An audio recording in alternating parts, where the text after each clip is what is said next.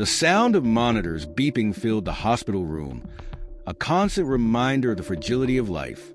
Liam sat on a hard plastic chair beside his mother's bed, his small hands clutching hers. Her face, pale and lined with exhaustion, barely resembled the vibrant woman who used to laugh with him over burnt pancakes on Sunday mornings. Her breaths came shallow and slow, each one feeling like a battle. The doctor's words replayed in Liam's mind, heavy and unrelenting. Without the surgery, she doesn't have much time. He didn't fully understand the technical terms. They had used something about complications, something about cost, but he knew one thing for certain. His mother needed help, and they didn't have the money. Liam's father had passed away years ago, leaving his mother to raise him on her own. She worked long hours cleaning houses, doing whatever she could to make ends meet.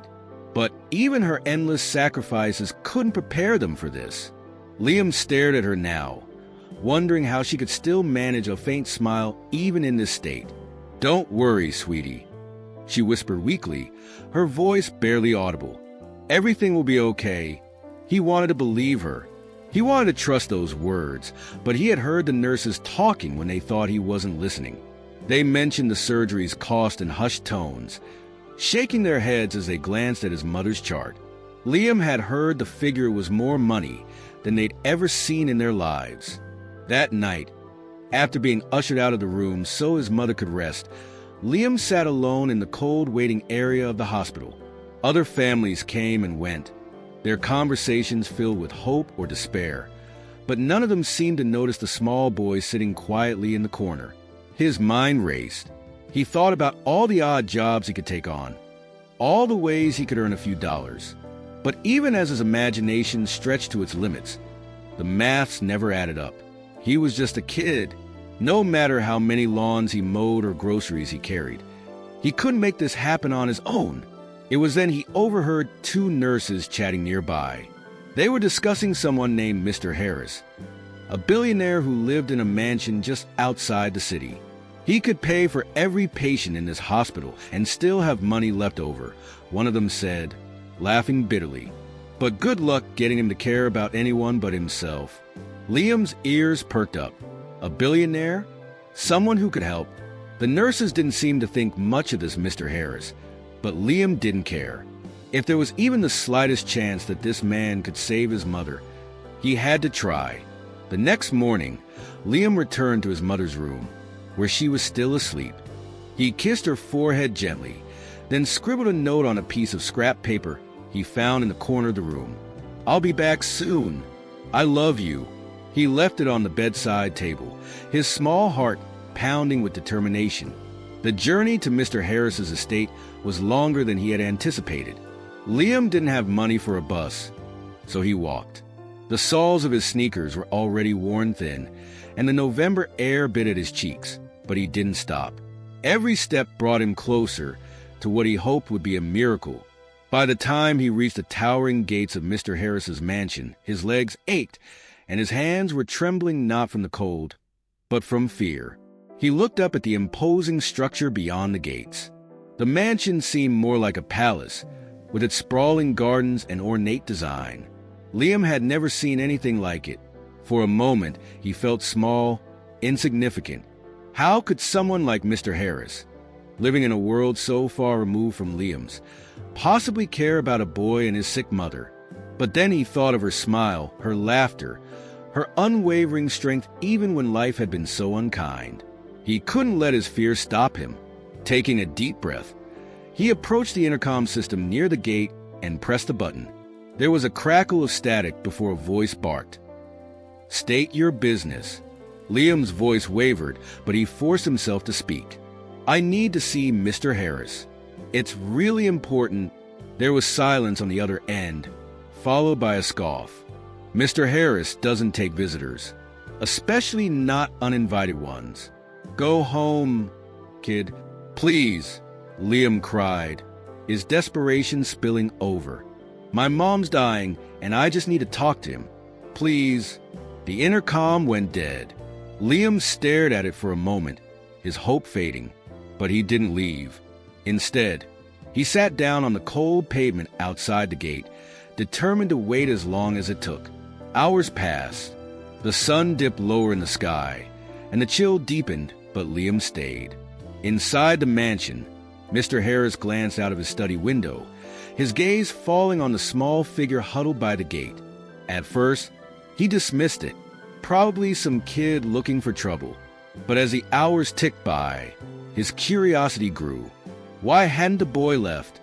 What could possibly make him so persistent? Finally, he buzzed the intercom himself. "What do you want, boy?" he asked, his tone sharp. Liam scrambled to his feet, hope rekindling in his chest. "Please, sir," he said, his voice cracking. "I just need a few minutes.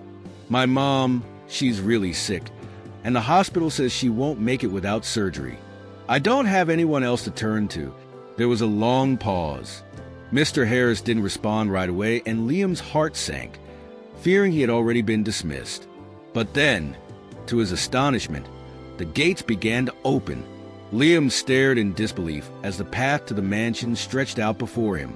With renewed determination, he stepped forward, unsure of what awaited him, but knowing this was his only chance to save his mother. Liam stepped cautiously through the towering iron gates, the sharp creak of the hinges echoing in the crisp morning air. The sheer size of the mansion ahead left him awestruck. Its stone walls were adorned with ivy that climbed toward arched windows, and the sprawling driveway was flanked by meticulously trimmed hedges. The house was nothing like the world Liam came from. It was imposing, immaculate, and unwelcoming. His worn sneakers scraped against the polished gravel as he made his way forward, his legs trembling with both exhaustion and apprehension. As he reached the entrance, a butler opened the massive wooden door. The man, with a stern face and tailored suit, looked down at Liam with barely disguised disdain. "Mr. Harris will see you," the butler said curtly, stepping aside to allow Liam inside. The boy hesitated for a moment, his heart pounding in his chest. Then, gathering all the courage he could muster, he crossed the threshold.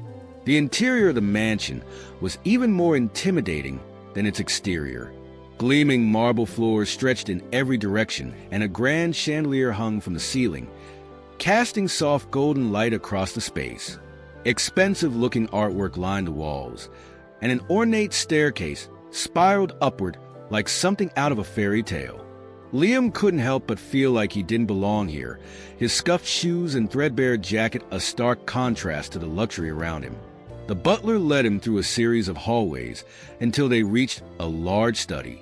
The room was dimly lit, with towering bookshelves lining the walls and a massive oak desk dominating the center. Behind it sat Mr. Harris, his sharp features illuminated by the glow of a single desk lamp. His eyes, cold and calculating, regarded Liam with a mixture of curiosity and impatience. "So," Mr. Harris said, his deep voice cutting through the silence, "you're the boy who's been sitting at my gate all morning. What do you want?" Liam swallowed hard, his throat dry. The man before him was everything the rumors had described: distant, intimidating, and seemingly indifferent. But Liam had come too far to back down now. He clenched his fists at his sides, forcing himself to meet Mr. Harris's piercing gaze. "My name is Liam," he began, his voice trembling slightly. "My mom is really sick. She needs surgery, but we can't afford it. The hospital said there's no other option." I paused, trying to steady his breathing. "I heard you're really rich. I thought maybe you could help." Mr. Harris leaned back in his chair, his expression unreadable. For a long moment, he didn't say anything, simply tapping his fingers on the armrest. The silence stretched on, making Liam's nerves feel like they were about to snap. "You think because I have money, I owe you something?" Mr. Harris finally said, his tone sharp. "That I should drop everything to fix your problems?" Liam flinched at the harshness of the words, but refused to look away. "No," he said firmly, surprising even himself with the strength in his voice. "I don't think you owe me anything. I'm just asking for help. My mom, she's the best person I know. She's worked so hard her whole life, and now she's sick. I can't lose her." There was a flicker of something pity. perhaps in Mr. Harris's eyes, but it was gone as quickly as it appeared. He stood abruptly, walking over to the large window behind his desk. He looked out at the sprawling estate, his hands clasped behind his back. "You're not the first person to come here asking for help," he said, his voice quieter now but still cold. "People seem to think money is the answer to everything. But do you know what happens when you start giving it away? They keep coming back, asking for more. No matter how much you give, it's never enough." Liam felt a surge of anger rise in his chest. He didn't understand how someone with so much could be so unwilling to share even a little. "I'm not asking for more," he said, his voice cracking. "Just enough to save my mom." Mr. Harris turned to face him again, his expression hard. "And what makes you think your mother's life is more important than anyone else's? There are millions of people out there who need help.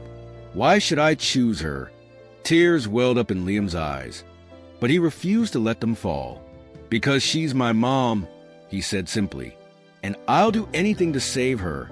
The room fell silent again, the weight of Liam's words hanging heavy in the air. For a moment, Mr. Harris looked as though he might say something, but then he shook his head and walked back to his desk. "I'm sorry, kid," he said, sitting down and picking up a pen. "But it's not my responsibility." Liam felt his heart shatter. He had come here with so much hope, and now it felt like the world was crashing down around him. He wanted to scream, to beg, to make Mr. Harris understand, but he knew it wouldn't matter. The man had made up his mind. Without another word, Liam turned and walked out of the study, his head hanging low. The butler escorted him back to the front door, and as he stepped outside into the cold air, he felt tears streaming down his cheeks. He didn't know what to do now. He had tried everything, and it still wasn't enough. As he walked away from the mansion, the sun began to set, casting long shadows across the driveway. But just as he reached the gates, he heard a voice behind him. "Wait!" Liam turned, his heart leaping with a mix of hope and fear. Mr. Harris stood in the doorway, his expression unreadable. "Come back tomorrow," he said. "I need to think." Before Liam could respond, Mr. Harris stepped back inside and closed the door. For a moment, Liam just stood there, trying to process what had just happened. He didn't know what Mr. Harris meant, or if it would lead to anything, but it was more than he'd had a moment ago. It was a chance, a small, fragile sliver of hope. Clutching that hope tightly, Liam turned and began the long walk back to the hospital, the faintest flicker of determination reigniting in his chest. The study was silent, save for the rhythmic ticking of an antique clock on the wall. Mr. Harris sat at his desk, staring at the now empty doorway where Liam had just stood. The boy's words lingered in his mind, echoing with a quiet intensity that unsettled him. He leaned back in his chair, rubbing his temples as a flood of memories threatened to surface, memories he had spent years suppressing. It had been decades since he had last thought about his childhood, and for good reason. The life he had now, built on wealth, power, and control, was a far cry from the one he had known as a boy. He wasn't always Mr. Harris, the billionaire recluse with an estate large enough to lose yourself in. Once, he had been just another child in a small, cramped house with peeling wallpaper and a roof that leaked whenever it rained. He closed his eyes, and the memories came rushing back, vivid and unrelenting. His mother had been the center of his world, a kind, hard-working woman who always managed to smile, even when there was little to be happy about. She would hum softly as she prepared their meager meals, her voice a soothing balm against the harshness of their reality. She worked tirelessly, juggling multiple jobs to keep food on the table, often coming home late at night with aching feet and calloused hands. But no matter how tired she was, she always made time for him. His father, on the other hand, had been a bitter, angry man. Life had worn him down in ways that left little room for kindness. He had been a factory worker, toiling long hours for a paycheck that barely covered the bills. When the factory closed during a downturn, his father's resentment grew, turning their small home into a place filled with tension and shouting. Harris had learned early on to stay quiet, to avoid drawing his father's ire. The day everything changed was etched into his memory with painful clarity. His mother had been sick for weeks, though she had tried to hide it. She brushed off his concerns with a smile, insisting it was just a cold, nothing serious. But Harris had noticed the way her cough grew worse, how she struggled to catch her breath after simple tasks. One night, she collapsed in their tiny kitchen, the sound of her body hitting the floor sending a jolt of fear through his small frame. His father had been frantic, pacing back and forth as they waited for an ambulance. Harris, barely 12 years old at the time, clung to his mother's hand, begging her to stay awake. She had looked at him with tired eyes, her lips forming words he couldn't quite hear over the pounding of his own heart. The hospital had been a blur of white walls and hurried footsteps. The doctor said she needed immediate surgery, that her condition was critical. Harris had felt a spark of hope, clinging to the idea that the doctors could save her. But then they mentioned the cost of figure that might as well have been $1 million to their struggling family. His father had erupted in anger, yelling about how unfair it was, how the system was rigged against people like them. Harris remembered the way the doctor's face hardened, a mixture of pity and impatience. Without the surgery, she won't make it, the doctor had said. I'm sorry. They didn't have the money, and no amount of pleading could change that. His father tried to borrow from friends and neighbors, but everyone they knew was just as broke as they were. His mother's condition worsened with each passing day, and within a week, she was gone. Harris never forgot the emptiness he felt when they returned to their house, now quiet and hollow without her presence. His father had retreated into himself, drowning his sorrows in cheap whiskey and lashing out whenever Harris tried to talk to him. The once-kind boy grew resentful, his heart hardening as he resolved never to be powerless again. He threw himself into school, determined to escape the cycle of poverty that had claimed his mother's life. He worked tirelessly, taking on part-time jobs to save money while studying late into the night. By the time he reached adulthood, Harris had developed a sharp, ruthless edge. He was no longer the scared, helpless boy clutching his mother's hand in a hospital room. He was a man with a singular focus: success. Harris's rise to wealth was not an accident. He built his empire brick by brick, sacrificing relationships and morality in the process. He made decisions that others wouldn't dare, taking risks that sometimes paid off and sometimes didn't. But the cost of his ambition was steep. Friends became competitors, family became distant memories, and his heart became a fortress, impenetrable to the emotions that once defined him. The more he earned, the less he thought about the past. His money allowed him to create a life where he was untouchable, where he could dictate the rules. But it also created a vacuum, a loneliness that he pretended didn't exist. He filled his days with work and his nights with distractions, never pausing long enough to feel the weight of what he had lost along the way. Now, as he sat in his study, the memory of Liam's desperate face tugged at something deep within him. The boy's plea had awakened a part of him he thought he had buried for good, the part that remembered what it felt like to watch someone you love slip away because of something as arbitrary as money. Harris had convinced himself over the years that wealth came with its own set of rules, that it wasn't his responsibility to fix the world's problems. But Liam's words had cracked that carefully constructed logic, exposing the fragile humanity beneath.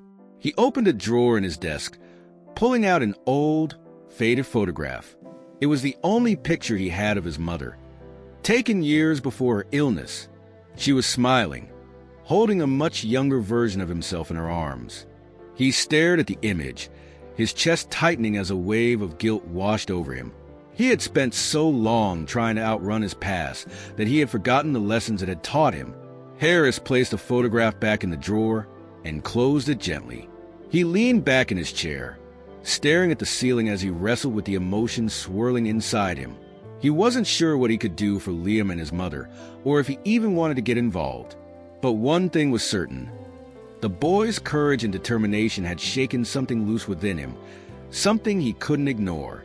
For the first time in years, Harris allowed himself to feel the weight of his memories, the grief and regret he had buried under layers of wealth and success. It was uncomfortable, even painful, but it also felt necessary. He didn't know where it would lead him, but as he sat alone in the quiet study, he knew he couldn't simply turn away. Not this time. The next day came with a cold drizzle that blanketed the city in a gray haze. Mr. Harris sat in his car, the soft hum of the engine filling the silence. He wasn't entirely sure why he was there, parked in front of the hospital Liam had mentioned, but the restless thoughts that had plagued him through the night had driven him to this point. He stared out the window at the unassuming building, its stark walls a sharp contrast to the opulence of his own world. This wasn't his kind of place, yet here he was. Taking a deep breath, he stepped out of the car, the cold air biting at his skin. The hospital lobby was bustling with activity, nurses rushing between patients, families waiting anxiously, doctors moving with a sense of purpose. Harris felt out of place, his tailored coat and polished shoes drawing glances from those who were too tired or worried to do more than notice. He asked for Liam's mother at the front desk, his voice steady but his stomach twisting with unease. The receptionist directed him to a room on the 3rd floor. The elevator ride was slow, each ding marking a floor pass, giving him more time to reconsider. He thought about leaving, about returning to his quiet mansion and closing this chapter before it even began. But the image of Liam, standing in his study with tear-filled eyes and a trembling voice, wouldn't let him. The boy's raw courage and desperation had etched itself into Harris's mind, forcing him to confront feelings he hadn't acknowledged in years. When he arrived at the room, he hesitated outside the door, his hand hovering over the handle. Through the small window, he could see Liam sitting by the bed, his head resting against the rail, fast asleep. The boy looked younger, almost fragile, his face pale from worry and exhaustion. Harris finally pushed the door open, the faint creak stirring Liam awake. The boy's eyes widened when he saw who it was, confusion and hope flashing across his face. "What are you doing here?" Liam asked, his voice thick with sleep. Harris didn't answer immediately. Instead, he stepped inside and glanced at the figure lying in the bed. Liam's mother was barely recognizable from the woman he had imagined based on the boy's passionate plea. Her face was gaunt, her breathing labored, and the machines around her beeped steadily, a reminder of the delicate thread she hung by. Despite her frailty, there was a quiet dignity about her, something that mirrored the determination Harris had seen in her son. "I wanted to see for myself," Harris said finally, his voice low. "Your mother, your situation." Liam sat up straighter, his expression guarded now. "She's all I have," he said, his words simple but weighted. "If she goes, I don't know what I'll do." There was no bravado in the boy's tone, no attempt to manipulate or guilt Harris into action. It was just the plain truth, spoken by someone too young to carry such a heavy burden. Harris felt a lump rise in his throat, and for a moment, he wasn't sure how to respond. He had spent years insulating himself from emotions like these. But now, faced with the rawness of Liam's pain, he found himself at a loss. "I'm not promising anything," Harris said carefully, keeping his tone measured. "But I'll talk to the doctors. I'll see what can be done." Liam's eyes lit up with a flicker of hope, though he seemed hesitant to let it fully take hold. "You mean it?" "I don't say things I don't mean," Harris replied, though he wasn't entirely sure that was true.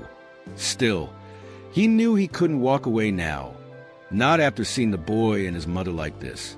Harris spent the next hour speaking with the medical team, learning about the surgery and the costs involved.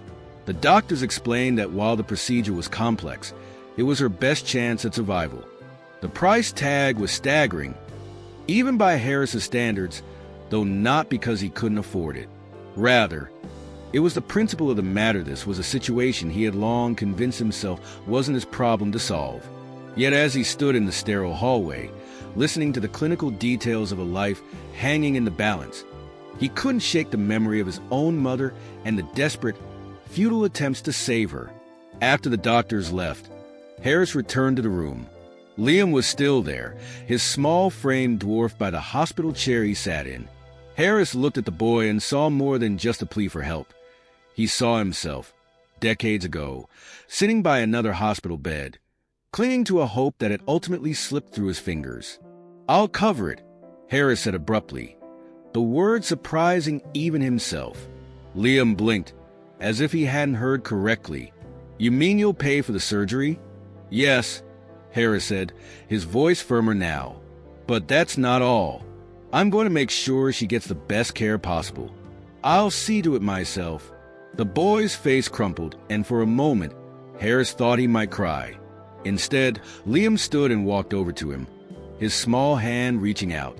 Harris hesitated, then took the boy's hand in his own, the gesture awkward but sincere. "Thank you," Liam said, his voice barely more than a whisper. Harris nodded, unable to find the words to respond.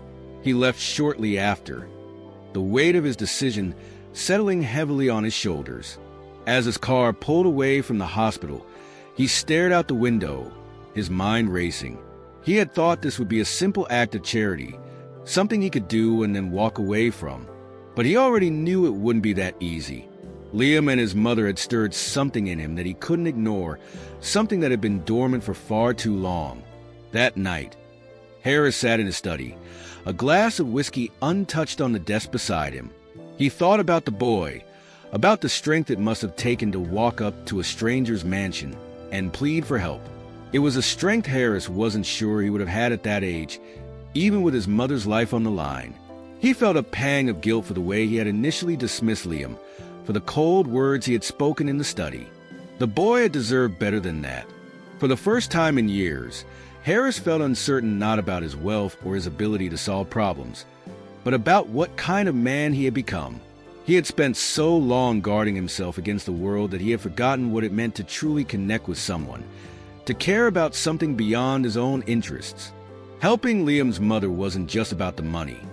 It was about the chance to do something that mattered, something that might finally make him feel whole again. As the clock struck midnight, Harris made a silent vow. He didn't know what the future held, but he was determined to see this through. Not for his own redemption, but for the boy who had reminded him of what it meant to fight for someone you love. The day of the surgery arrived faster than Liam expected, though each moment leading up to it had felt like an eternity. The hospital room was filled with an air of tense anticipation as nurses wheeled his mother's bed down the hallway toward the operating room. Liam walked beside her, gripping her hand tightly. Her skin felt cool, her grip weak, but she managed a faint smile. "I'll be okay, sweetheart," she whispered, her voice hoarse. "You've already done so much for me. Be strong, okay?" Liam nodded, swallowing the lump in his throat. He wanted to believe her, to cling to the hope that everything would turn out fine, but fear gnawed at him.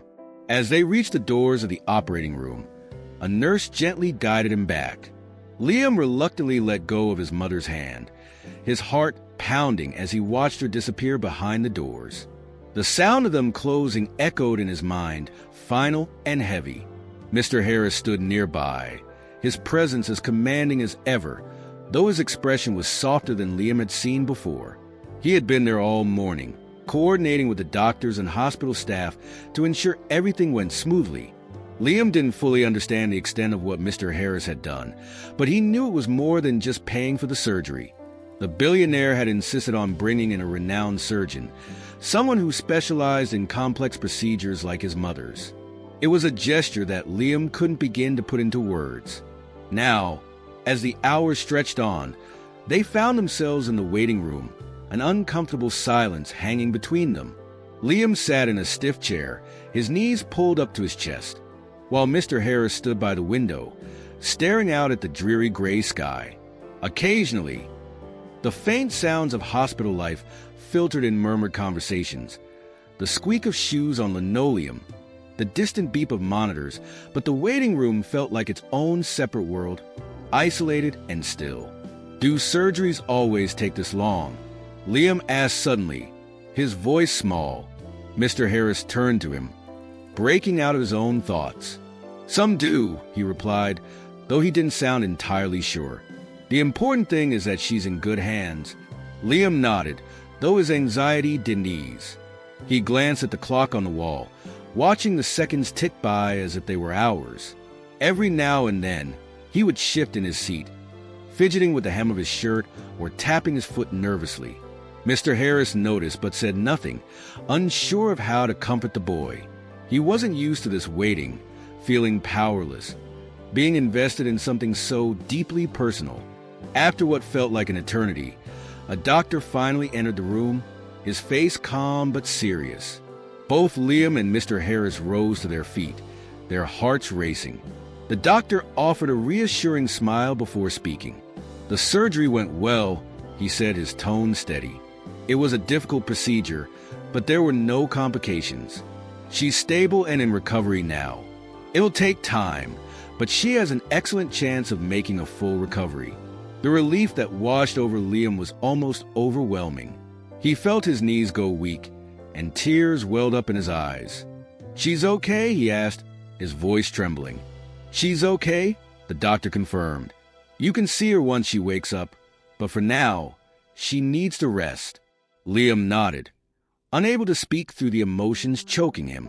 He felt a hand on his shoulder and looked up to see Mr. Harris standing beside him, his expression unusually soft.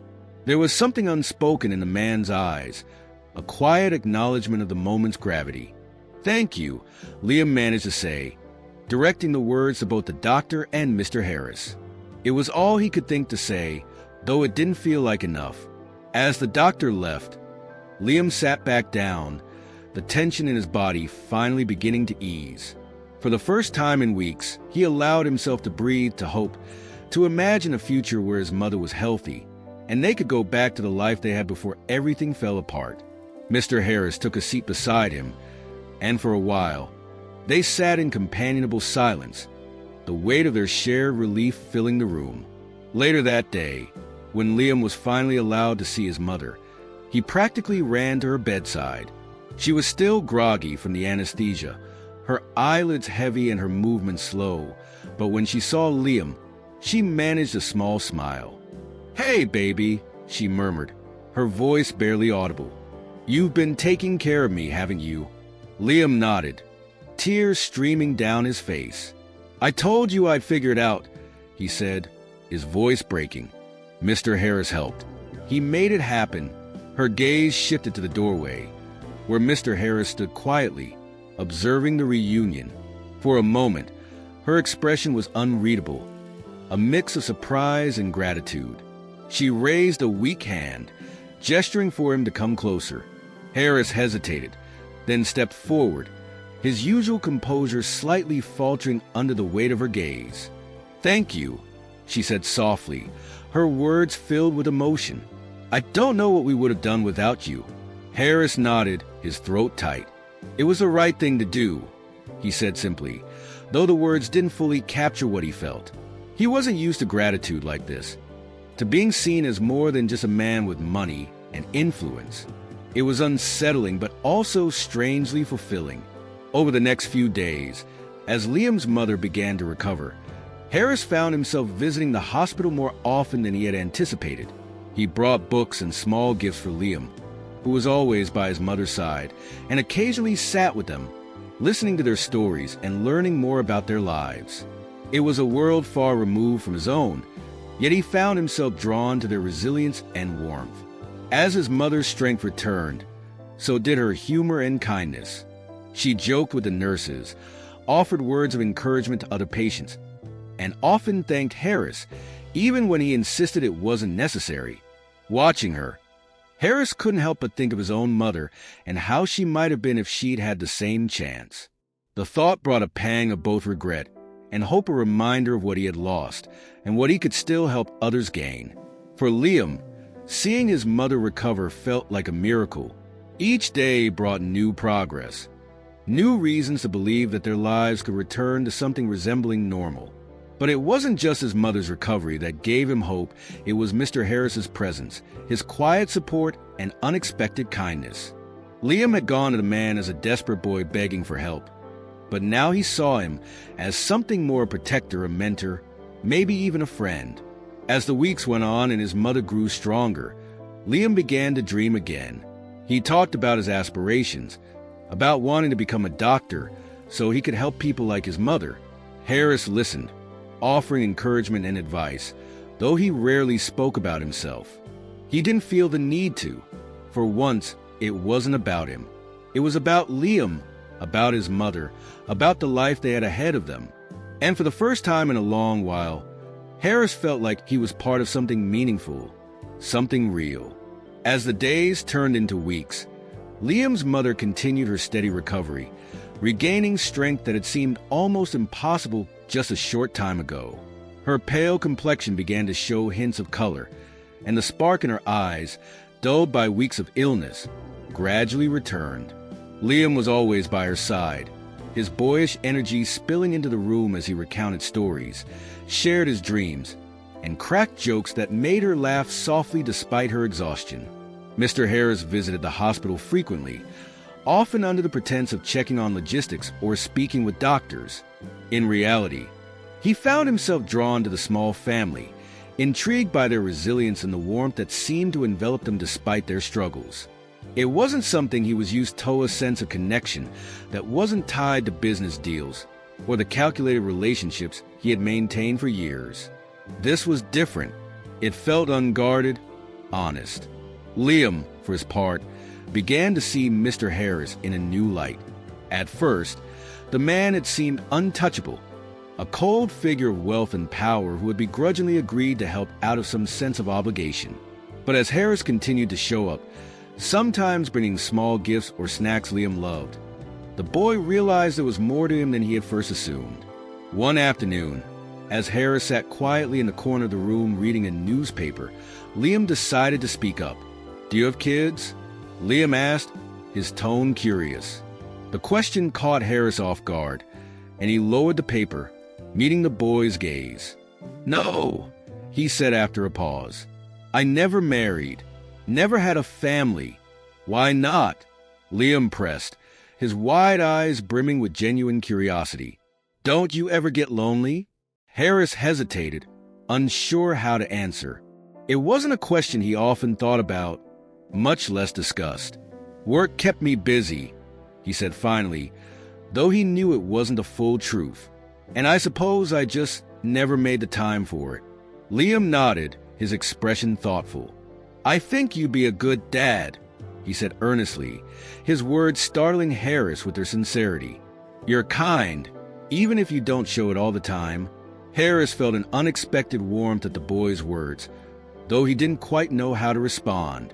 "That's a generous assumption," he said with a faint smile, folding the newspaper and setting it aside. "But I appreciate it." As the days went on, Liam grew bolder in his conversations with Harris, often asking questions about his life, his business, and the choices that had led him to where he was. Harris answered most of them, though he avoided delving too deeply into his past. Still, he found himself enjoying their exchanges, surprised by the boy's sharp wit and boundless curiosity.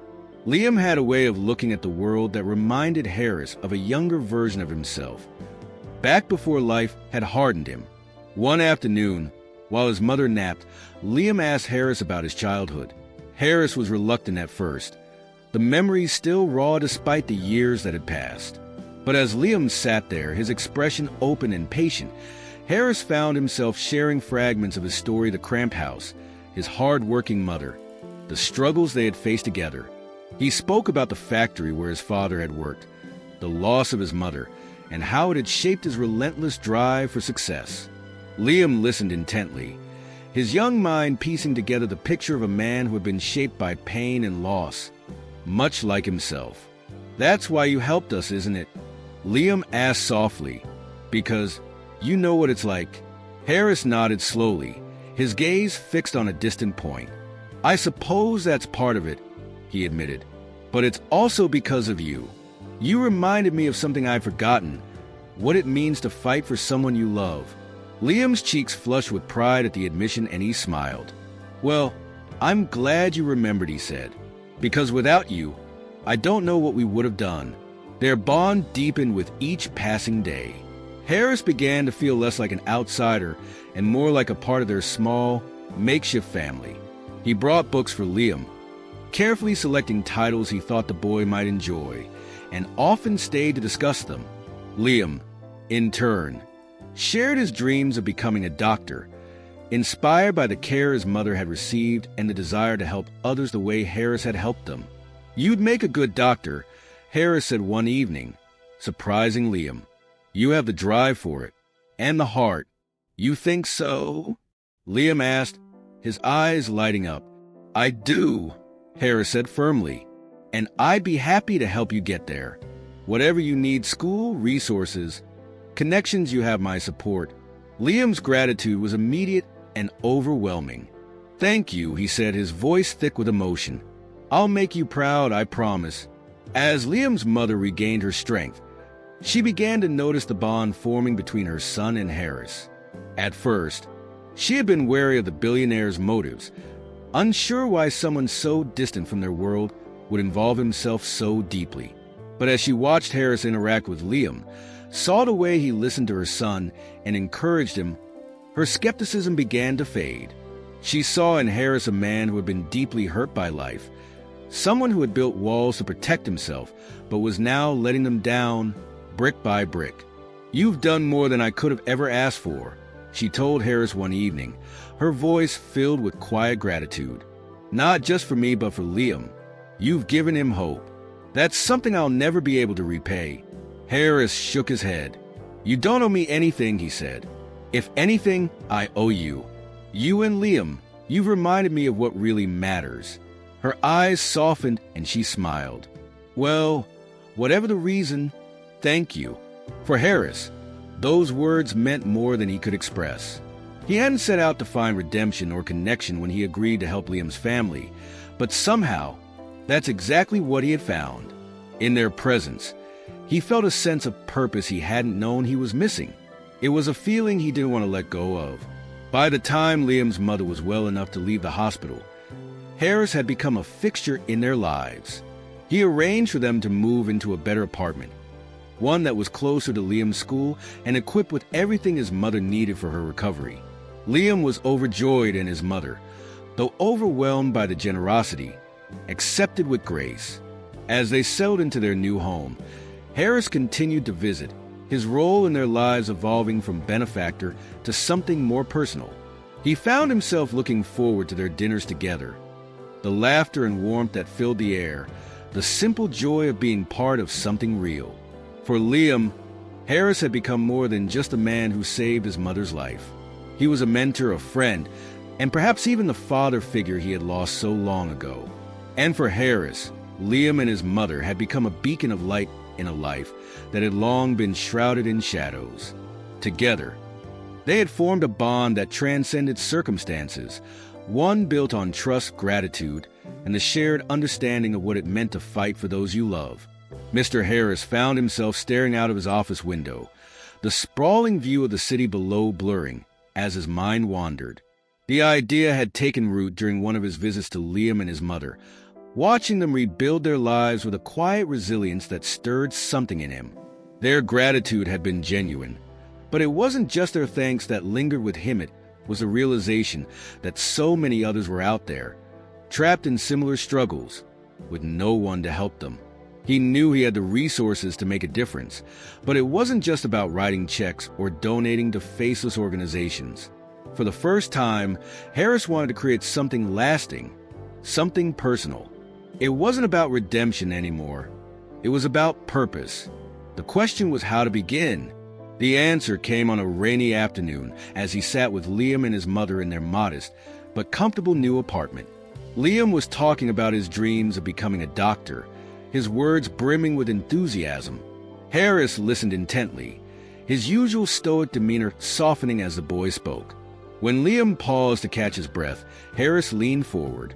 "Liam," he said, his voice thoughtful, "what would you do if you could help people like your mom families who can't afford the care they need?" Liam looked at him, his young face lighting up with a mixture of excitement and determination. "I'd make sure no one ever has to go through what we did," he said. "I'd build hospitals where people don't have to worry about money, where everyone gets treated no matter what." Harris nodded slowly, the boy's words resonating deeply. "That's a noble goal," he said, And it's possible. It just takes the right vision and resources. The idea solidified that evening, and by the next morning, Harris was already sketching out plans. He envisioned a foundation that would focus on providing medical assistance to families in need, offering not just financial support, but also access to top-tier care and resources.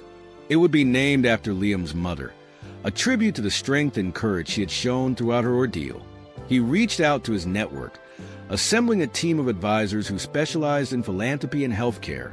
The meetings were intense, filled with debates and brainstorming sessions as they worked to create a structure that would maximize the foundation's impact. Harris insisted on being involved in every step, rejecting the idea of simply being a figurehead. He wanted to ensure the foundation embodied the values he had rediscovered through Liam and his mother: compassion, integrity, and the belief that everyone deserved a chance. When the plans were finalized, Harris called a press conference to announce the launch of the foundation. The event was held in a grand hall, packed with reporters and cameras flashing incessantly. Harris stood at the podium, his usual confidence tempered by a rare vulnerability. He had spent his entire career carefully curating his public image, but today, he was about to show a side of himself that few had ever seen. "I've spent my life chasing success," he began, his voice steady but laced with emotion. "Building an empire, creating wealth, achieving goals I once thought impossible. But somewhere along the way, I lost sight of something important. I forgot what it meant to truly care about others, to see beyond my own ambitions." He paused, his eyes scanning the room before continuing. "A few months ago, a young boy came to me, desperate for help. His mother was fighting for her life, and he was willing to do anything to save her. His courage, his determination, it reminded me of something I hadn't felt in years. It reminded me of what it means to fight for someone you love."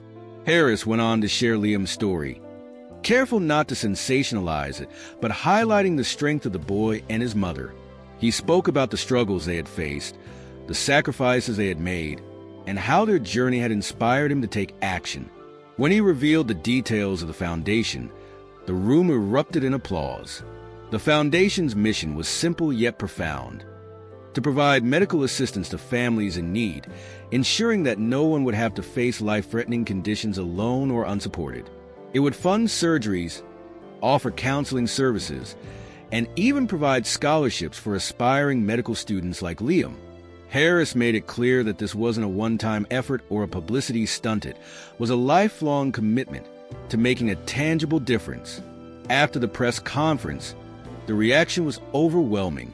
Messages poured in from people around the world, some sharing their own stories of struggle, others offering their support and gratitude. The media, often critical of Harris's business dealings, praised his initiative, calling it a turning point in his legacy. But for Harris, the true validation came from Liam and his mother, who watched the announcement with tears in their eyes.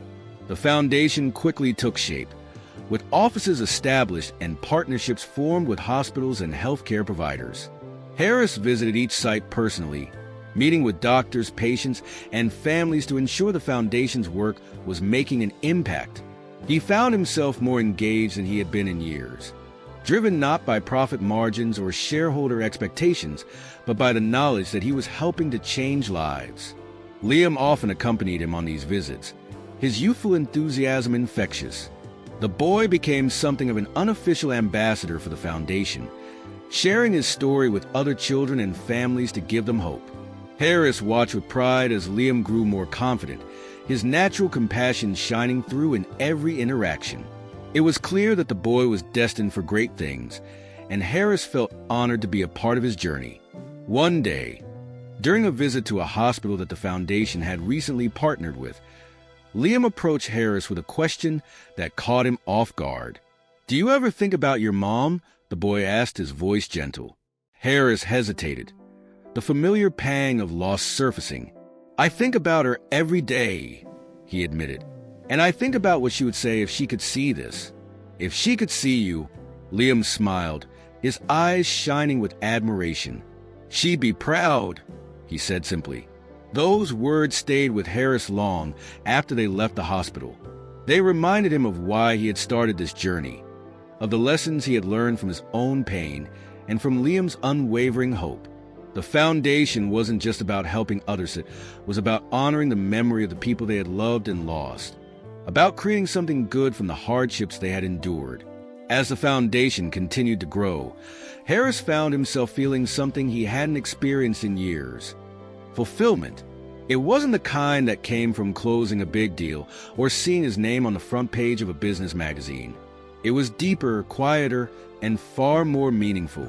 It came from knowing that he was no longer alone, that he was part of something bigger than himself. For Harris, Liam, and his mother, the foundation became more than just an organization. It was a symbol of their bond, of the strength and kindness that had brought them together. It was proof that even in the face of life's greatest challenges, there was always a way to make a difference, to bring hope where it was needed most. And for Harris, it was the beginning of a new chapter, one filled with purpose, connection, and the realization that true wealth was found not in what you had, but in what you gave. As the foundation began its work, the initial wave of excitement and support soon gave way to the inevitable challenges that come with any ambitious endeavor. Mr. Harris, despite his vast resources and influence, found himself navigating an entirely new world, one that demanded more than financial acumen. It required patience, empathy, and resilience, traits he was only beginning to cultivate. The first hurdles came in the form of skepticism. For years, Harris had been seen as a shrewd businessman, someone who thrived on profit and efficiency. Critics questioned whether his newfound philanthropy was genuine or simply a calculated move to improve his public image. Articles surfaced, dissecting his past dealings and painting him as a man trying to buy redemption. The headlines stung more than Harris cared to admit, and though he outwardly dismissed them, the doubts lingered in the back of his mind. Liam noticed the change in Harris during their next visit to the foundation's office. The man who had been so full of purpose now seemed distant, his usual confidence replaced by a quiet unease. Liam, ever perceptive, decided to confront him. "Why do you care what they say?" the boy asked, his tone direct but not unkind. "You're doing this to help people, not to make them like you." Harris looked at Liam, startled by the clarity of his words. "It's not that simple," he said after a moment. "The world isn't as forgiving as you think. People judge, and they hold on to their opinions, no matter what you do. But you're not doing this for them," Liam replied. "You're doing it for people like my mom, for families who don't have anyone else. That's what matters, isn't it?" Harris couldn't argue with that. The boy's unwavering belief in him was both humbling and motivating. He realized that Liam was right. His focus needed to be on the lives he was changing, not the opinions of those who would never see beyond his past. Still, it wasn't easy to let go of the insecurities that had taken root. The next challenge came in the form of internal struggles within the foundation itself. As it grew, the demands on Harris's time and energy increased. He was forced to delegate more responsibilities, which didn't come naturally to him. Used to being in control, Harris struggled to trust others with decisions he felt deeply invested in. Tensions flared during meetings, with advisors pushing for faster results while Harris insisted on maintaining the foundation's integrity and focus on quality care. One particularly heated discussion left Harris questioning whether he was the right person to lead the foundation. Sitting alone in his office that evening, he replayed the arguments in his mind, his frustration mounting. He was trying to do something good, something meaningful, yet it seemed like every step forward was met with resistance. The weight of it all felt suffocating. But then he thought of Liam, of the boy's relentless optimism and unwavering faith. He thought of Liam's mother, who had faced her illness with grace and strength despite the odds. They hadn't given up, and neither could he. Taking a deep breath, Harris resolved to address the challenges head-on.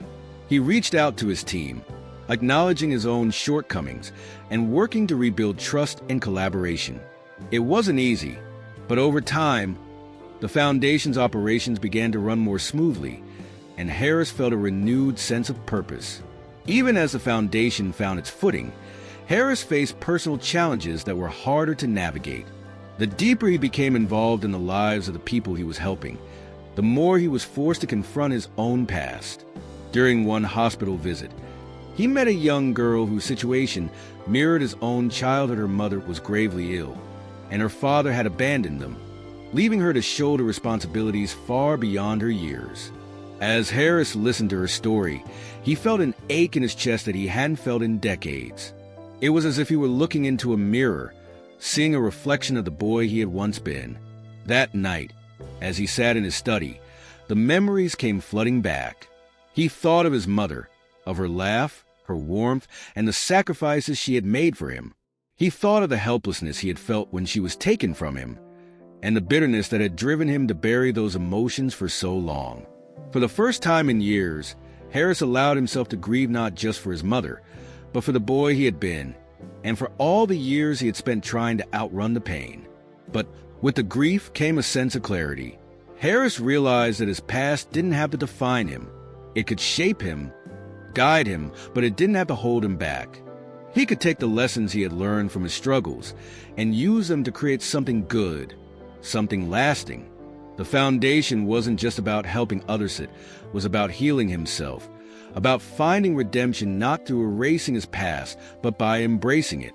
The turning point came during a public event where the foundation unveiled a new initiative, a scholarship program for aspiring medical students. Inspired by Liam's dream of becoming a doctor, Harris had invited Liam to speak at the event. And as the boy stood on stage, sharing his story with a mix of nervousness and pride, Harris felt an overwhelming sense of fulfillment. Watching Liam, he saw the ripple effect of his actions, the way one decision could spark a chain of events that changed lives. After the event, Liam approached Harris, his eyes shining with excitement. "Did you see them?" he asked, gesturing toward the audience. "All those kids who want to be doctors?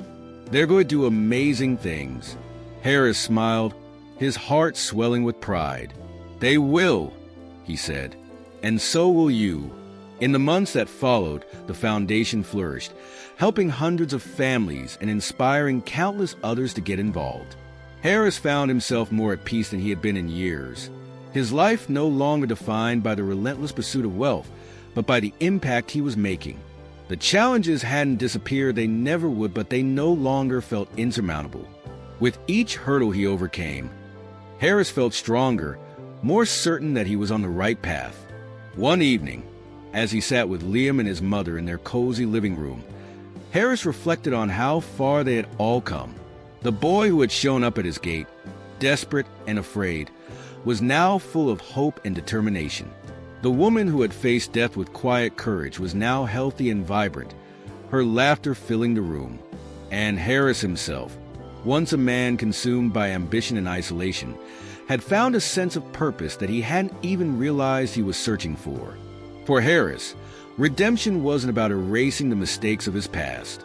It was about learning from them, about using his experiences to create a better future not just for himself, but for the people whose lives he could touch. It was about realizing that true success wasn't measured in dollars or accolades, but in the difference you made in the world. And as he sat there, surrounded by the warmth of the family he had come to cherish, Harris knew he had found something far greater than wealth or power. He had found a second chance, a chance to make things right, to be part of something meaningful, to leave a legacy that truly mattered. The air was crisp and alive with the sounds of the city as Mr. Harris stepped out of the foundation's offices one bright morning. The hum of life around him felt different now, lighter, as though the world had shifted ever so slightly. His days, once consumed by meetings, profit margins, and the endless pursuit of wealth, had taken on a new rhythm. Every decision he made now revolved around impact rather than gain, a change that still surprised him when he thought about it. Liam and his mother had settled into their new home a few months earlier, and Harris visited them often. It wasn't something he planned or scheduled. It was something he wanted to do. Their apartment, though modest, radiated warmth. Liam had transformed his small bedroom into a haven of books and aspirations, the walls decorated with drawings of the future he dreamed of. A stethoscope hung from his closet door, a gift from Harris, symbolizing the dreams they both knew he would someday achieve. On one visit, Harris found himself sitting at the kitchen table, watching Liam and his mother cook dinner. The boy was eagerly mixing ingredients, his hands moving with an enthusiasm that made Harris smile. The smell of home-cooked food filled the air, mingling with the sound of their laughter. It was a stark contrast to the sterile silence of Harris's mansion, where meals were prepared and served by staff, their faces anonymous and their presence fleeting. "Mr. Harris, can you pass me the salt?" Liam called, pulling him from his thoughts. He reached for the small shaker, his movements uncharacteristically hesitant. "You don't need to call me Mr. Harris, you know," he said, handing it over. "Just Harris is fine." Liam grinned as he took it. "Okay, Harris," he said, emphasizing the name with mock formality. His mother chuckled softly, glancing at Harris with a warmth that made him feel something he couldn't quite put into words. It wasn't gratitude or obligation, it was something closer to acceptance, to belonging. The dinner that evening was simple yet perfect. They talked about everything and nothing, their conversations flowing easily. Liam shared stories from school, where he had recently joined a science club and won a small competition with a presentation about the human heart. Harris listened intently, asking questions and encouraging the boy with a sincerity that came naturally now. It wasn't forced or calculated. It was genuine. As the night wore on, Liam excused himself to work on a project for school, leaving Harris and his mother alone at the table. For a while, they sat in comfortable silence, the clinking of plates and silverware the only sound. Then she spoke. "You've done so much for us," she said quietly, her voice filled with emotion. "I don't even know how to thank you." Harris shook his head, his expression soft. "You don't have to thank me," he said. "You and Liam have given me more than you realize." She looked at him, her brow furrowing slightly. "What do you mean?" He hesitated, his thoughts momentarily tangled. "Before all this," he began, his voice low, "I thought I had everything I wanted. But now, I realize how much I was missing. You and Liam have reminded me what it feels like to care about something real, to be part of something bigger than myself." Her eyes softened, and she reached across the table, placing a hand over his. "You've changed our lives, Harris," she said. "But it sounds like we've changed yours too." He nodded, unable to deny the truth in her words. The man he had been before meeting Liam felt like a stranger, now someone driven by ambition and isolation, someone who measured success in numbers instead of moments. This new life, filled with purpose and connection, felt infinitely richer. Over the following weeks, Harris found himself reflecting on what the future might hold, not just for the foundation but for himself. He had spent so long building walls around his heart, convincing himself that loneliness was the price of success. But now, those walls were crumbling, and he was discovering a life he hadn't dared to imagine, a life where he wasn't just a benefactor or a businessman, but a friend, a mentor, and perhaps even a father figure. Liam, too, had grown in ways that astonished Harris. The boy who had once stood trembling at his gates now walked with confidence, his eyes alight with dreams and determination. Harris saw a reflection of his younger self in Liam, though the boy had a warmth and resilience that he had lacked at that age. It filled Harris with a quiet pride, knowing he had played a part in shaping the path Liam was on. One day, as they walked together through a park near Liam's school, the boy turned to Harris with a question that caught him off guard. "Do you think I'll really make it?" Liam asked, his voice tentative. "Becoming a doctor, I mean. It feels so big sometimes." Harris stopped, placing a hand on the boy's shoulder. "I don't think it, Liam," he said firmly. "I know it. You have everything it takes: intelligence, determination, and most importantly, heart. You'll get there, and when you do, you'll make a difference that matters." Liam smiled, his doubts momentarily eased. "Thanks, Harris," he said. "I'll do my best. I promise." Harris nodded, his own heart swelling with pride. "That's all anyone can ask," he said. As they continued walking, Harris thought about how far they had both come. The boy who had once been a stranger was now like family, and the woman he had saved was someone he respected deeply. They had given him a second chance, not through forgiveness or obligation, but simply by allowing him to be part of their lives. In the months that followed, the foundation continued to grow, its impact reaching more families and communities than Harris had ever imagined. But for him, the greatest reward wasn't the accolades or the success, it was the knowledge that he had found something truly meaningful. He had discovered a new beginning, one filled with purpose, connection, and the quiet joy of knowing he was no longer alone. Sitting in Liam's living room one evening, surrounded by the warmth and laughter of the small family he had come to love, Harris realized that his life had been transformed in ways he couldn't have foreseen. It wasn't just about giving back. It was about being part of something real, something that mattered. As Liam leaned against him, sharing yet another story about school, Harris smiled, his heart full. This was his new beginning life, where success was measured not by wealth or power, but by the moments that made it all worthwhile. And for the first time in years, he felt truly at peace. The sun was setting over the city, painting the sky with hues of gold and crimson. Mr. Harris strolled through the park with Liam and his mother, their footsteps crunching softly against the gravel path. It was a peaceful evening, the kind that made the world feel quieter, softer.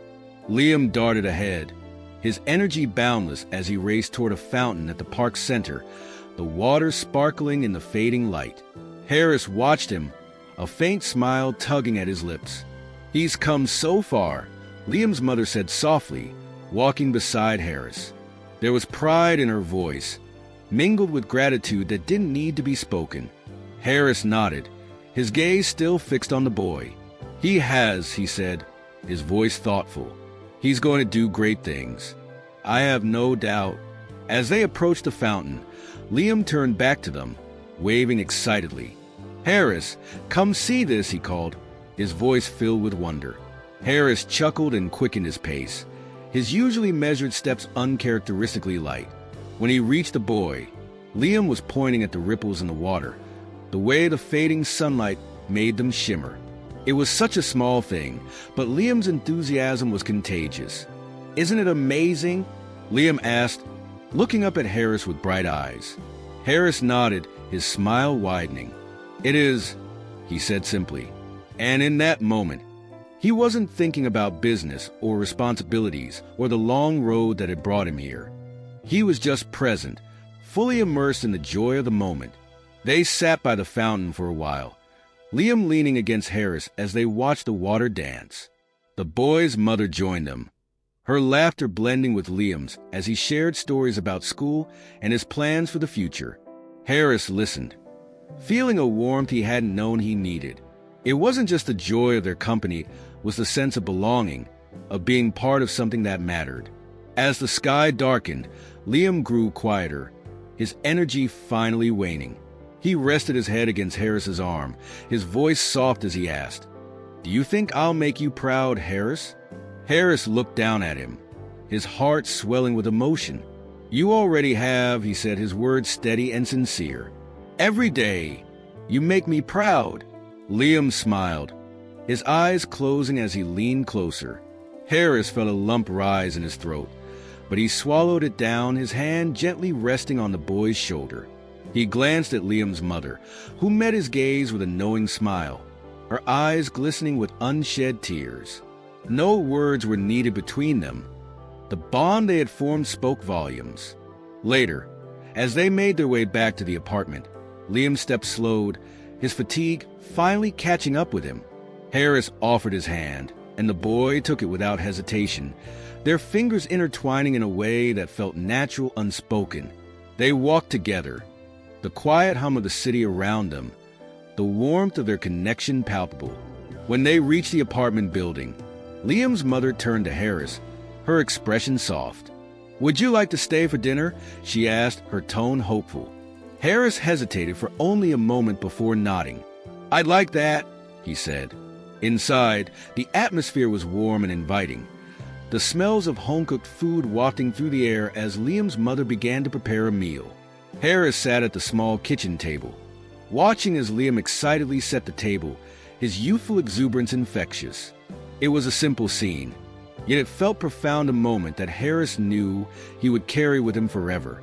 As they ate, the conversation flowed easily, filled with laughter and shared stories. Harris found himself opening up in ways he never had before, sharing bits of his life that had remained hidden for so long. Liam listened intently, his eyes wide with fascination, while his mother offered gentle encouragement. It was a night of connection, of healing, of finding joy in the ordinary. After dinner, Liam pulled out a small notebook, its pages filled with sketches and notes. He showed Harris his latest projected design for a makeshift stethoscope he had been working on. Harris examined it carefully, his pride evident as he offered suggestions and praise. "You're going to be an incredible doctor," he said, his voice filled with conviction. "And I'll be here every step of the way." Liam beamed, his smile lighting up the room. "Thanks, Harris," he said. "That means everything to me." As the evening wore on, the boy's energy began to wane once more. He yawned, his eyelids growing heavy, and his mother guided him to his room, tucking him in with a kiss on his forehead. Harris stood in the doorway, watching the tender moment with a quiet sense of awe. When Liam was finally asleep, his mother returned to the living room, where Harris sat on the couch, his gaze distant.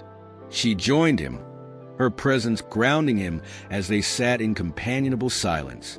"You've changed our lives," she said after a while, her voice soft but steady.